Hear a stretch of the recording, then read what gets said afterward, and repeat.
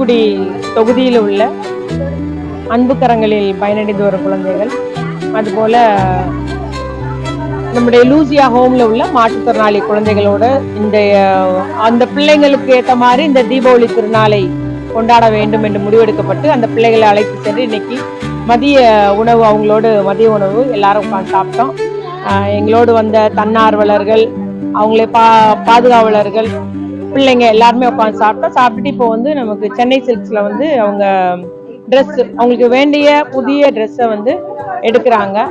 அதுல குறிப்பா மாற்றுத்திறனாளி பிள்ளைகளுக்கு ரொம்ப சந்தோஷமா இருக்காங்க. அவங்க இந்த இப்படி ஒரு வாய்ப்பு வந்தது. அது போல அவங்க இந்த கடையில் உள்ள நாங்க லிப்ட போய் பார்க்கணும் அப்படின்னு சொல்லி லிப்ட்ல ஏறுறாங்க.